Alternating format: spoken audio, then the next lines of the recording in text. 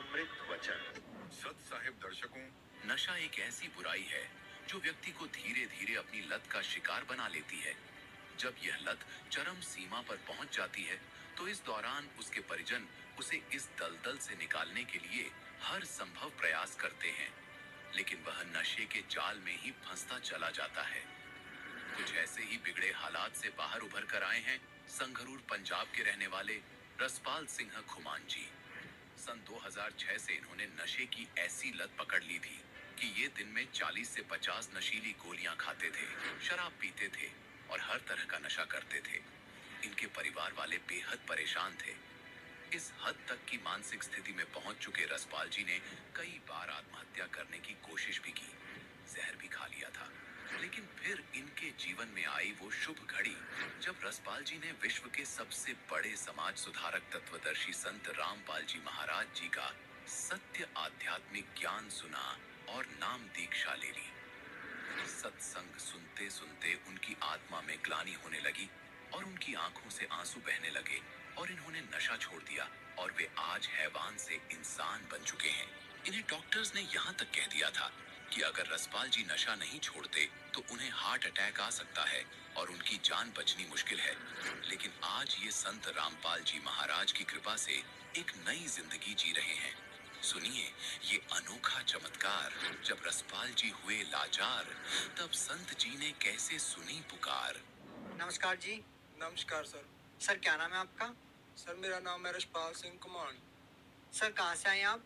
मेरा गांव है कप्याल, डिस्ट्रिक्ट संगरूर, पानीगढ़ तहसील। सर संत रामपाल जी महाराज की शरण में आने से पहले आप क्या साधनाएं करते थे? सर मैं साधनाएं तो कोई नहीं करता था, लेकिन जहाँ भी कोई मड़ी मस्जिद कोई भी 4 ईंट लगा दी वहीं प्रणाम कर देता था कि सभी जगह परमात्मा है। सर संत रामपाल जी महाराज की शरण में कैसे आए आप? सर मैं बहुत ज़्यादा नशा करता था।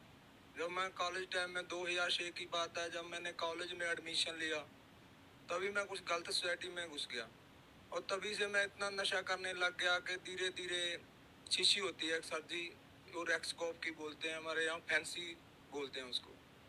वो फैंसी की मैं शीशी पीने लग गया, वो कैरी सोमा की गोली खाने लग गया। 50-50 गोली खा जाता और 3-3 4-4 वो शीशियाँ पी जाता और सुल्फा पीता था सर जी, और मैं शराब की भी बोतल पी जाता था और सारा दिन लड़ाई झगड़े करने, कभी कहीं।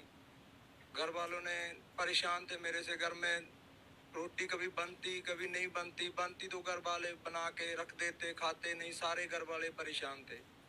और तभी मेरे गांव का एक लड़का था, उसने मेरे को बताया कि भाई ऐसे ऐसे करके एक संत है, संत रामपाल जी महाराज जी, कि उनका पास तू नाम ले ले। उसने, वो भी नशा करता था, उसने संत रामपाल जी से नाम दीक्षा ली थी, तो वो मेरे को ले गया वहाँ आश्रम में। मैं आश्रम में गया और मैंने जाके वहाँ सारा सिस्टम देखा और उसके बाद मैंने भी नाम ले लिया वहाँ जाके। नाम लेने के बाद मैं घर आ गया और मैंने ज्ञान बिल्कुल नहीं सुना और मैं आते ही फिर नशा करने लग गया।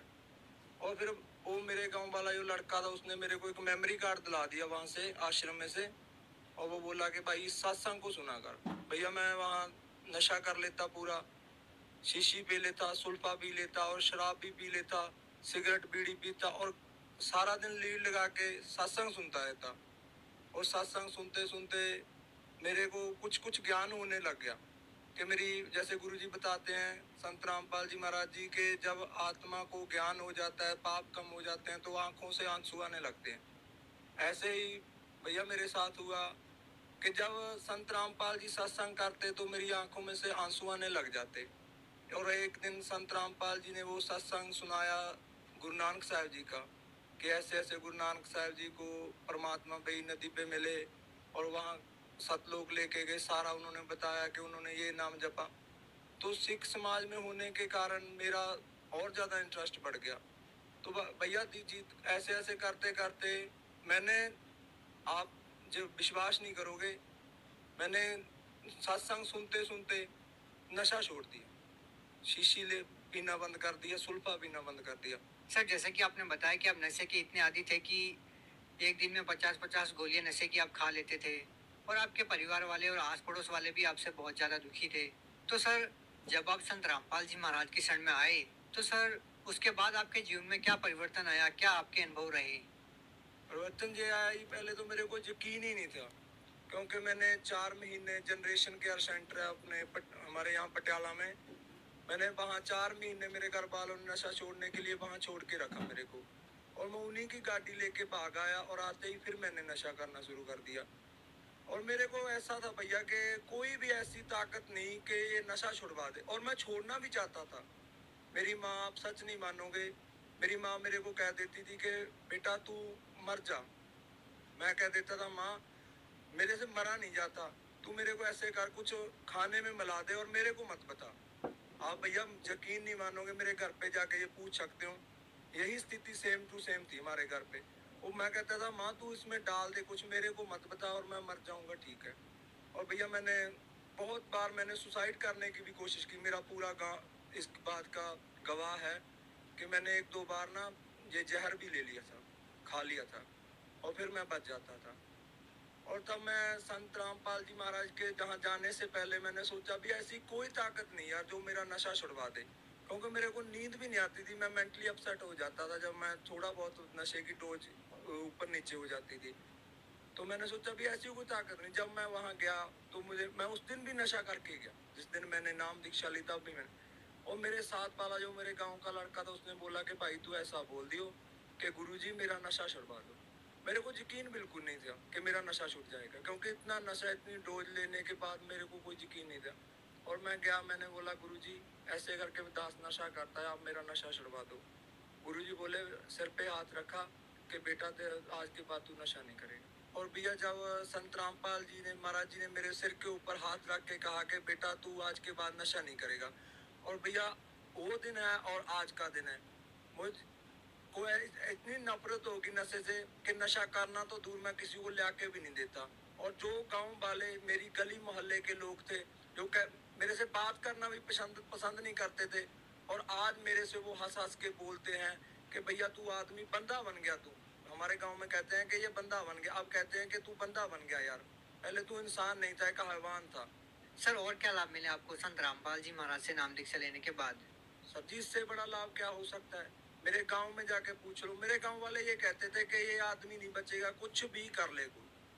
दुनिया के लिए इससे ज्यादा बड़ी मिसाल क्या हो सकती है कि एक नशेड़ी को नशा छोड़ना सबसे बड़ी, जो भी मेडिकल नशा, कोई भी ऐसा डॉक्टर नहीं था। मेरे घर वालों ने मेरे को डॉक्टरों को भी दिखाया, वो डॉक्टर कहते थे, अपनी बात बता रहा हूँ हकीकत में, कि वो कहते थे कि भैया इसका पता क्या करो, आप इसको थोड़ी सी अफीम दो और शाम को इसको इंग्लिश का दिया दो, दारू का एक दिया दो, अगर ये नहीं, इतना नशा नहीं लेगा तो इसको अटैक आ जाएगा।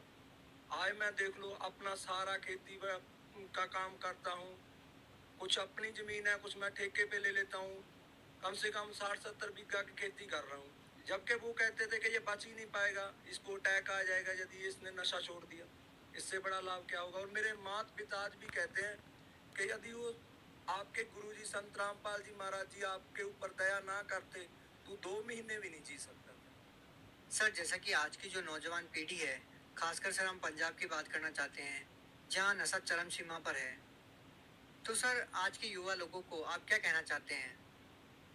मैं आज की युवा पीढ़ी को यही संदेश देना चाहता हूँ कि भैया कोई ताकत नहीं जो आपका नशा छुड़वा देगी। कोई भी, आप कहीं भी चले जाओ, किसी डॉक्टर के पास, किसी भी पीर के पास, किसी भी सियाने के पास, किसी के पास भी चले जाओ, क्योंकि जितना भैया पैसा मैं नशे में बर्बाद करता था, उतने ही पैसे मेरे घर वालों ने इन सियानों में, इन पीरों में खराब कर दिए, तो किसी का कुछ भी नहीं हुआ। मैं इनको यही संदेश देना चाहता हूँ कि आप संत रामपाल जी महाराज का सत्संग आता है, आप ध्यान से सत्संग सुनो। अगर आप नशा छोड़ना चाहते हो तो एक यही तरीका है, और संत रामपाल जी महाराज जी हैं जो आपका नशा छुड़वा सकते हैं, वरना दुनिया की कोई ताकत नहीं जो आपका नशा छुड़वा।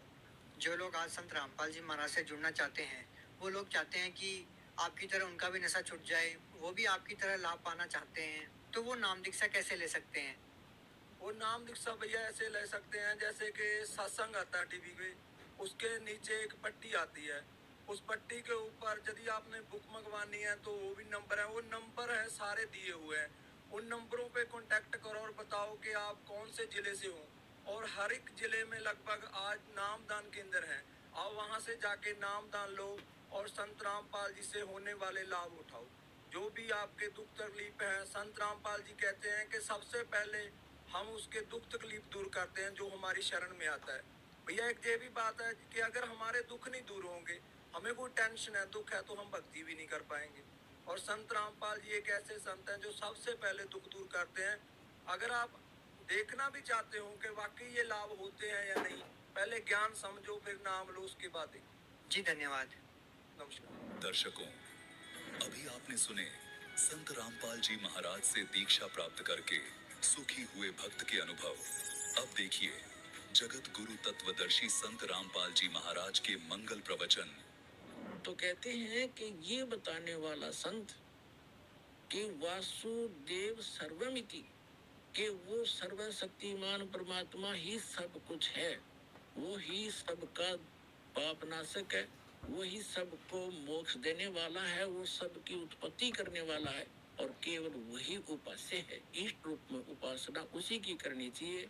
तो ये बताने वाला संत तो बड़ी मुश्किल से मिलेगा। तो इन्होंने बैठा रखा था सारा। अच्छा, गीता ध्यान 18 के श्लोक नंबर 62 में समझ किया कि तू सर्वभाव से उस परमेश्वर की शरण में जा। अरिय ज्ञानी अनाड़ी हमारे गुरु धर्म गुरु कहते हैं ना, अपने विषय में कह रहा जा, कोई बात है, तू सुखी शरण में था, वो खुद पहले ही था। गीता अध्याय नंबर 2 के श्लोक नंबर 7 में अर्जुन पहले ही कह रहा कि मैं आपकी शरण हूँ, और मेरी बुद्धि अब काम करना बंद करेगी, मेरी अकल काम नहीं करती, जो हमारे हित में हो आप हमें बताओ, आप हमारे गुरु हो, हम आपके शिष्य। अर्जुन कह रहा मैं तो आपकी शरण पहले ही हूँ। तो यहाँ 18वें अध्याय के 66वें श्लोक में ये विचलित हो गए। उसका मूल संस्कृत मूल पाठ ऐसे है कि सर्वधर्मान प्रीतज माम एकम शरणम वर्ज अहम तम सर्व पापे भो मोक्षामि मा सच। अब गीता ज्ञानदाता कहता है कि मेरे सतर की जो साधना तू कर रहा है, 17वें अध्याय के 23वें श्लोक में 3 पुरुषों की भक्ति है, सर्वपुरुष, अक्षर पुरुष और परम अक्षर पुरुष की। ओम तत्सत इति निर्देश है ब्रह्मणा त्रिवेद समर्थ है। ब्राह्मणा तेन वेदा च यगा विहता पुरा। ओम तत्सत, ओम इस सत्पुरुष का, ब्रह्म का है, और तत् ये सांकेतिक है, सत भी सांकेतिक है। ये तत् है अक्षर पुरुष का मंत्र है, और सत भी सांकेतिक है, जिसको सार नाम कहते हैं। ये परम अक्षर पुरुष का, उस पूर्ण परमात्मा का मंत्र है। तो यहाँ इसने बताया 18वें अध्याय के 66वें श्लोक में कि जो तू सही संत तुझे मिलेगा तत्वदर्शी, वो 3 मंत्र की उपासना देगा। उस